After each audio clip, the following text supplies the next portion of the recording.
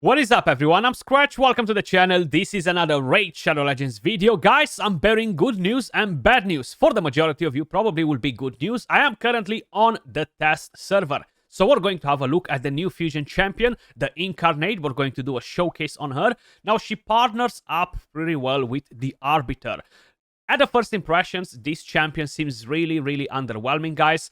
I gotta say it, she's not broken. Not all fusions can be similar with Armans or Wixwell or other champions that are really strong. So I do think that the good news for a lot of you guys will be easy freaking skip. But we're gonna take her in for a spin so you guys can make your own decisions.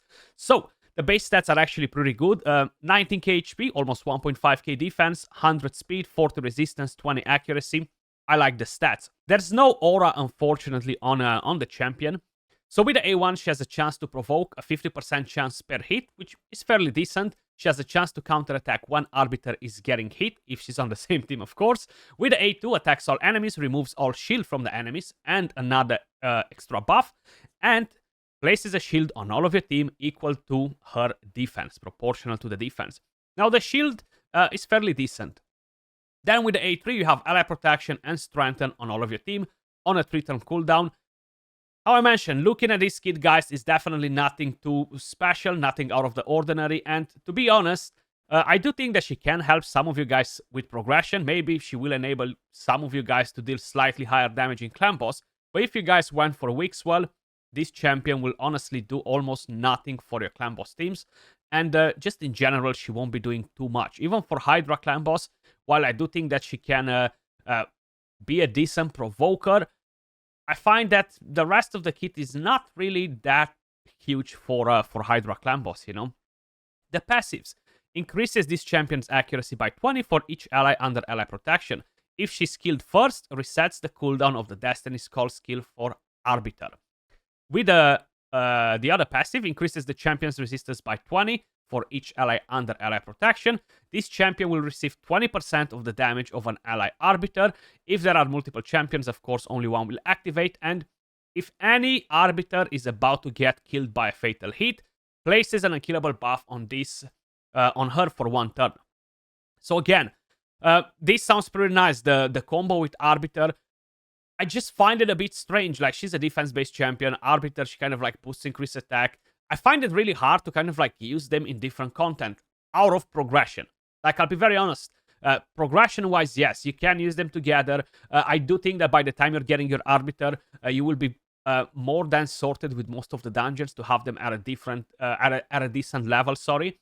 So getting these two champions together, I don't really think that they will do anything too crazy on your account. I managed to summon a 5-star blessing for her, guys. I gave her cruelty. I feel like out of all of the blessings, yes, you could get something else. It really depends on where you're planning to use her. A Ward of the Fallen at 6-star can be very nice to decrease a bit the damage that she's taking.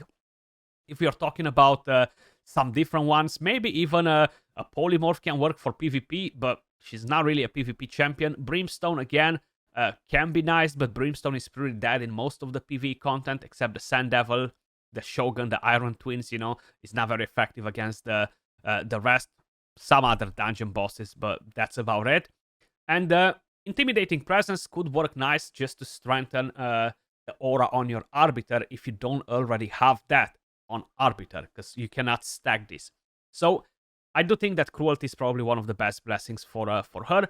You can always give her a Miracle Heal as well to basically give her a chance to get or Emergency Heal, sorry, Emergency Heal, so she has a chance to heal whenever the shield gets broken and stuff. But yeah, I have her built on a couple of Defiance sets and an Impulse. Total stats on her, guys: 52k HP, 7.5k defense, 257 speed, 86 crit rate, 129 crit damage, 400 resistance, 320 accuracy. Keep in mind, when you are talking about ally protection champions, the damage that they are soaking in from the rest of the team is based on their own crit damage. So you don't want to build ally protection champions with high crit damage. You want that as low as possible to ensure that she's not going to take too much damage. In terms of masteries, guys, I have offense and support.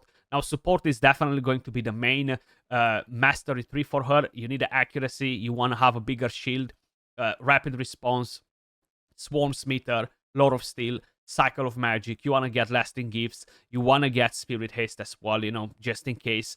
And you can go either with defense, either with offense, assuming that she's kind of like a progression champion and stuff. War Master is the best thing for her, just to kind of like put in a couple of hits as well on bosses. That's kind of like what we have on her, guys. I gave her Defiant sets just to reduce a bit the damage that she is taking in. So if you're not familiar with what a Defiant set does, it's basically 15% less damage taken from AoE attacks. So that's gonna be pretty helpful for her. Pretty good defense. So we're gonna see what sort of shield she's giving. First, I do want to try her in Arena, guys. Then we're going to go over to other content. I want to see how exactly it's going to play out. If, for example, we have Arbiter getting smacked left and right, you know. When her skills will get decreased, the unkillable that is going to get placed on her, how helpful will that actually be, you know. So I'm not going to boost or anything like that. I'm just going to let them do their own things. Again, I'm not even going to strip buffs from the enemy. I just want to make sure I'm letting them nuke and deal a lot of damage on us, basically, so that Taras hopefully will one-shot the majority. So there you go. Arbiter right now has unkillable, and that dropped in from her passive. That's great, right? Like, it gives you a chance to basically recoup and bring back your team, you know? Now, another thing that it will happen right now, that's kind of like what I'm trying to sort out, is basically have her die again, and she's going to decrease the cooldown of the revive on Arbiter, or at least that's what it should happen. So hopefully that Taras will go to kill her and not Arbiter. Yeah. Okay, Taras, come on, do it.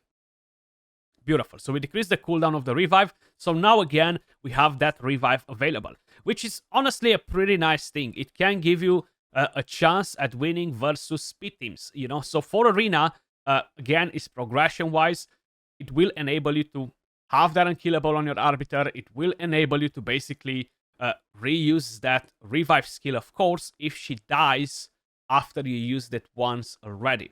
If she dies before you use the revive skill, you're not really getting a decreased cooldown because you have that available, and her passive still activates. Because I've done some testing, I've seen. So even if she dies and you have no cooldown on the revive skill on Arbiter, she will still proc that passive, okay?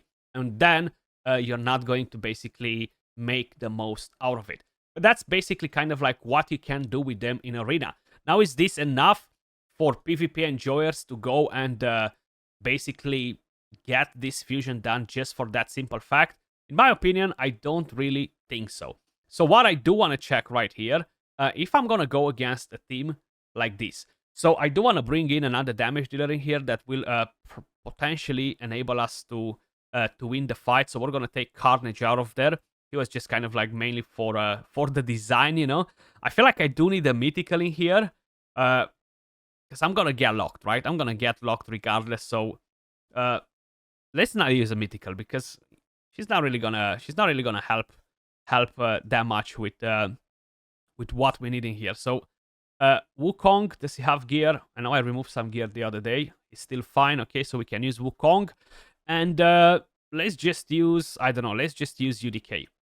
So right here, guys, what's going to happen? That Warlord is gonna lock the skills on all of our cooldowns. My main idea is to have her die because we're gonna get nuked regardless, right? But I want her to die, and because of it, she will decrease the cooldown of the revive skill on my Arbiter, you know. This is actually pretty odd. Okay, let's polymorph him, because why not? So we're gonna do this ally protection. I do want to let that Taras to do his own things. Okay, so we got a counterattack from her. She counterattacks with A1. She died. So right now, that Warlord did not lock us before. So it means that the passive already procced on her. But the main thing is that we can revive now because we have that unkillable on her. So it's kind of like giving you guys a second chance in a way or another to basically go against the opponent. But there you go. It's still not good enough in situations like this. I just kind of like wanted to pinpoint this as well, because I do think that it's pretty important to really understand what exactly she can do for your team when we're talking about PvP, you know. I do think that she can give you a chance to do some crazier things, but overall, she's not really going to absolutely break the game in any way whatsoever. She's not going to make you better in arena. Clearly, I suck because I lost the fight with the Incarnate and Arbiter. So I do find them, even as a combo, pretty underwhelming for PvP. I don't see myself using her at any moment in time in PvP. Now, I do want to show you a different thing as well, because a lot of enthusiastic people got excited for the Sand Devil Necropolis. Well, let me just quickly kill your dreams, guys, because this is not something that is going to work, okay? So let's just put it out there. It's just not something that is going to work. So check this out. We can put this ally protection strength, and doesn't really matter. So Arbiter should get unkillable, right? I know a lot of you guys commented on the previous video. This will enable some amazing combos for the Sand Devil.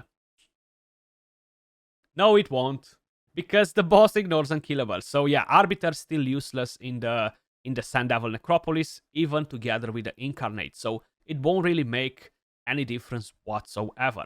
In the Shogun, it will block the passive, so you can't really get much value out of her. In dungeons, is progression-wise, you can just chuck in whatever champions you guys want. As ally protection, you're still going to get pretty much the same form of support. Usually your healers won't really die.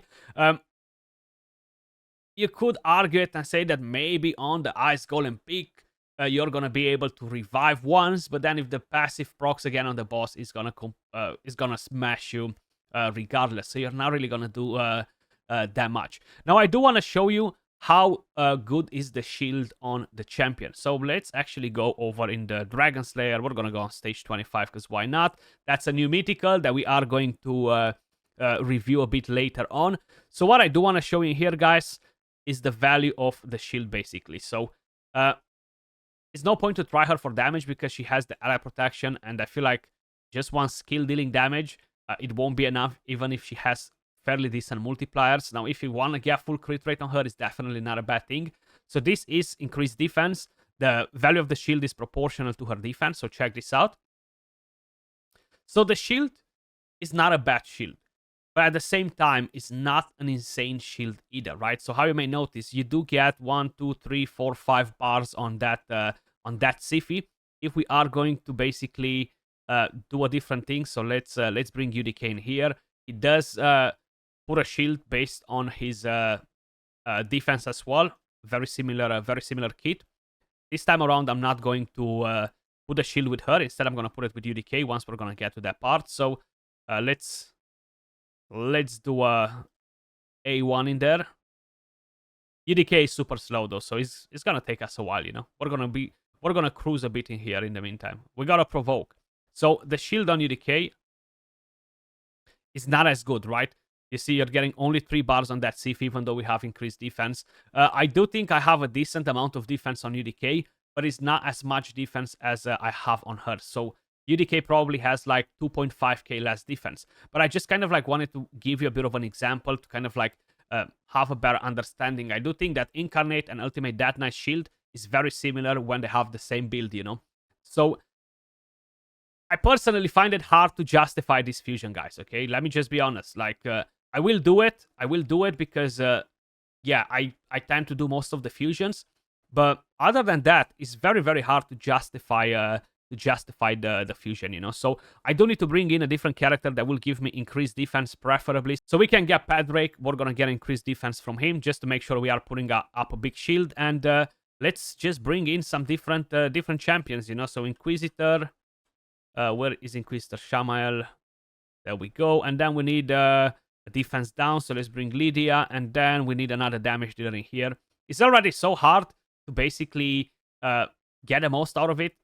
I don't necessarily need to have that increased defense champion, but I feel like it's kind of like needed in here. Maybe we're gonna drop Padrake to fit in another damage dealer because like this is kind of sucks, you know. So Wukong, and yeah, let's drop Padrake from here. There's just no room for him. We need more damage. And who else should we bring in? Let's bring Val the Destroyer. So there we go. Let's give it a go, guys. I haven't picked the right aura. It doesn't really matter. The main thing is just kind of like to show you how she's going to work as a provoker and stuff. So seems like we have a Spirit Head this time around in here. Not necessarily the best thing. I could have used the damage dealer in the lead. It would have been better, honestly. But let's crack on with the whole run like this. So I want to put a provoke. Okay, we managed to provoke. Beautiful. So with the rest, we can just slowly deal some damage left and right. You know, kill some of the heads. Even for Hydra, I just don't think she brings enough. I feel like she's pretty weak for the Hydra. She does bring the provoke, but she can be a mischief target. She cannot really support your team as well. Yes, the ally protection is nice, but you don't have decreased attack. You do have the shield, which is nice, I guess. Mitrala, I feel like Mitrala, she's much better in here. You don't have the provoke with Mitrala, but you have the cleanse, you have increased attack, you have increased defense, you have strengthen, you have shield. So it's very hard. It's very hard to beat Mitrala with her, you know, like extremely hard, actually. Extremely hard. So let's try to provoke again. Can she be at least a reliable provoker? So we got a counter attack right there. Okay, not complaining about that. So whenever Arbiter gets attacked, she has a 30% chance fully booked to counter attack, guys. So let's go A1. Okay, we landed a provoke. At least she is doing that job right. At least she's doing that job right. Okay, Monkey King, it's all about you. So whenever she dies, guys, she's going to reset the revive on Arbiter. Now in Hydra, I don't really think it's going to be a mandatory thing, you know. We're not planning to let him die. We need to provoke again. Okay, weak hit, no provoke this time around, so that's not very reliable. Molly Tankard, other provokers like this are just in general much better, but it's not just much better than her. They just better provokers in general than most of the the champions that we have in the game, you know. So let's try again. Provoke, no, double weak hit. Not the best rotation for the fusion champion here, guys, but that's fine. We can take the head down. So even here, I find her, how I mentioned, underwhelming. Now, the good news for a lot of you guys is that you can probably skip this fusion, take a rest, go and farm some Minotaur, go and farm some gear, go and farm some potions, go and focus on a different thing, save your resources for the future fusion, which most probably might be a bit better if they're not planning to do 2 average champions back to back. If they do that, save them for the next one, you know. That's kind of like the main advice that I can give you. Now, if you're a Pokemon collector, yes, go and get her. This is a hybrid fusion, which means that you're going to collect fragments for epic champions. And once you're done collecting the fragments for epic champions, you're going to have to fuse the legendary. So it's definitely the most costly type of fusion that we have in the game. This is pretty much everything that you can do with this champion. Yes, you can use her in Clan Boss as a progression for the ally protection, strengthen, and the shield to remove the decreased attack from the Clan Boss on affinity. You could use her on Doom Tower waves, Curse City, but I feel like it's super easy to replace an ally protection champion in 2024 when we have so many amazing epics that can pretty much do the same thing. So even if you go at the Orcs, you already have Trumbo right here. He's the ally protection champion, right, with increased defense. Then attacks all enemies, removes 1 random debuff, damage increases. You have Weaken, you have Leech, you have the passive. You have a lot of ally protection champions. Sunlight Survivor, you know, you have too many. I'm not even going to go over all of them because you have a massive list. Let me know your thoughts in the comments down below. In my opinion, this is the worst fusion of 2024 so far. Let me know your thoughts in the comments down below. As usual, appreciate every single one of you guys watching. Much love, and I'll catch you all in the next one. Peace.